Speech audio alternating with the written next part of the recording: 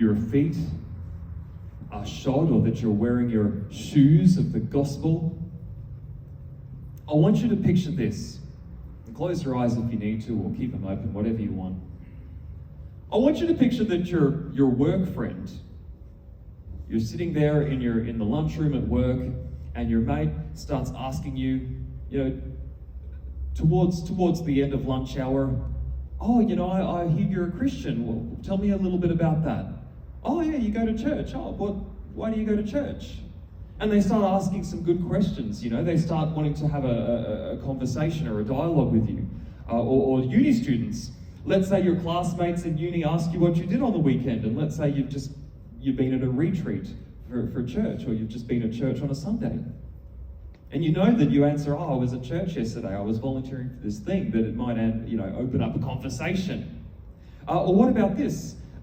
Let's say mums and dads, one of the parents at school or say at kindy, they're going through a really hard time, and you feel like God is prompting you to actually go over to them and pray for them and to reach out to them. And you know that if you do, they'll probably go, oh, you want to pray for me? Oh, you're a Christian. And that's going to inevitably lead to maybe a conversation or questions about faith.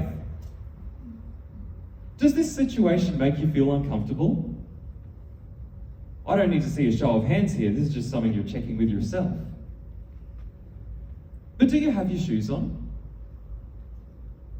Man, how beautiful upon the mountains are the feet of him who brings good news, who proclaims peace, who brings glad tidings of good things, and who proclaims salvation. Isaiah 52 verse 7. Come on. Man, maybe chatting about faith feels like walking in a minefield. Be like, right? Or Aussies, I'll be Aussies. Maybe chatting about faith feels like you're walking through a field of bindies without your shoes on. Ooh, did I say the wrong thing? That hurt. That's not a good feeling. But if you love Jesus, and if you follow him for yourself, then please, I urge you, get into sharing your faith when the opportunities arise.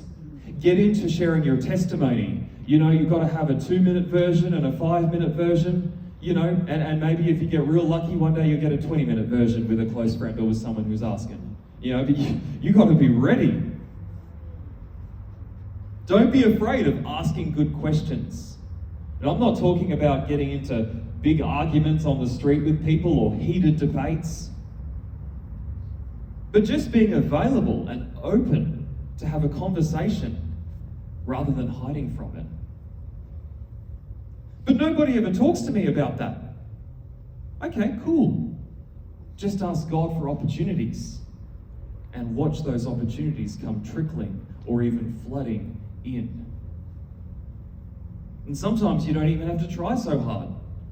I mentioned to you that I work at a car wash that's connected with a hire car company.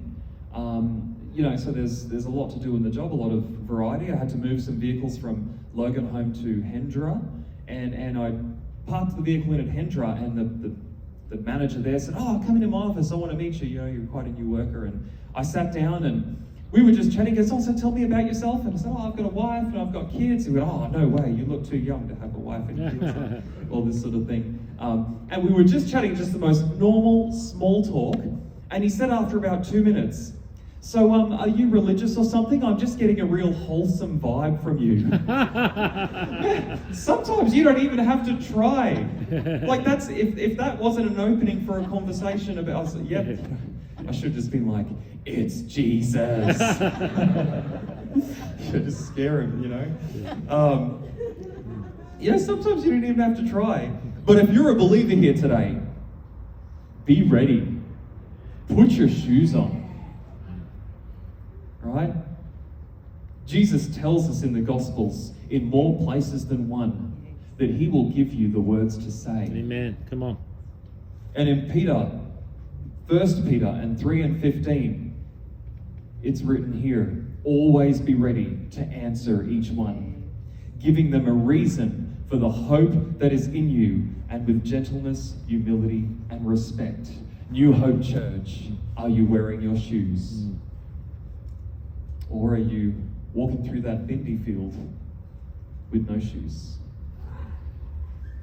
I mean, whether you're quiet or whether you're Oscar. Whether you're loud. You can share your faith. Because honestly, it boils down to this, and we read in Romans 10. How will the unbelievers know without somebody telling them? We'll get to the next one. This is called the shield of faith. And we're just moving through them today because there's all the pieces. Oh, I want you to close your eyes. This is a fun one. So you've arrived back at work after some time away. Or let's say you've turned up to a bit of a family event. Maybe it's Christmas or Easter or a reunion. Or let's say you come back into church and there's a rumor going around about you. And this rumor is untrue as well. But it's so convincing. This rumor is so, that even people who are fairly close to you are like, "Ooh, is that true?" And they're a little bit, they want to check in with you if that thing is true. And this thing is just flared up all by itself, right? Apparently you said this thing last week at work, and now you've arrived back after the weekend. You had no idea. And now you're walking into this minefield, and what's that? You hear that your supervisor wants to pull you in for a meeting to have a chat with you about that? Did you really do that thing last week? Did you really say that to that co-worker? Because look at what it's gone and done. Or did you really call that family member and say this stuff? Because now they've gone and told everybody, and now they think, drama, right?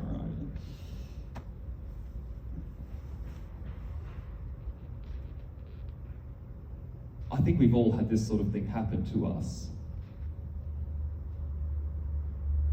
How would you be in that situation? How would you be? Are you holding up your shield of faith? The shield is the truth, and it is the promise that God Himself will vindicate you when lies or rumors or dramas or attacks are coming against you. God will defend you. And let me say something about that. When God defends you, He does so with a whole lot more class, and it looks a whole lot better than when you defend yourself.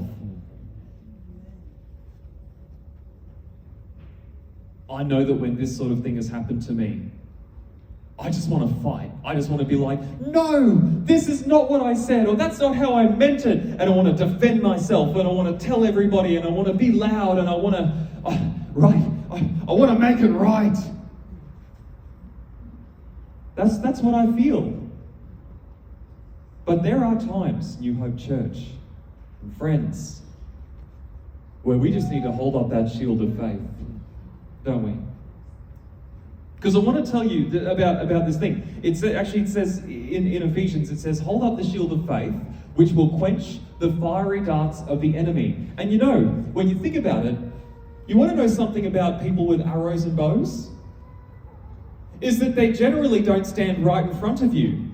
Let's say if I'm going to shoot Matt with an arrow and a bow, I'm not going to stand here, am I? I'm going to stand up here, far away, where he can't get to me. That's when arrows and bows really come into their own, right? Like if you got to stand close, you rip out your sword. But the whole thing about arrows and bows is that these are attacks that come from afar. They come from left field. And there's nothing that you can do about them. You can't control the man on the hill shooting arrows at you. But what you can do is hold up your shield. God has promised that He will vindicate you if you are on the side of truth. And even, hey, we all make mistakes. And if you've made those mistakes, but you can gracefully hold up that shield and say, "Okay, Lord, humbly, I'm going to accept those things for which I've done wrong. I'm going to say sorry where I need to say sorry. But Lord, I need you to vindicate me. I need you to protect me. I can't control where these attacks are coming from, but I can control that I'm holding up the shield of faith."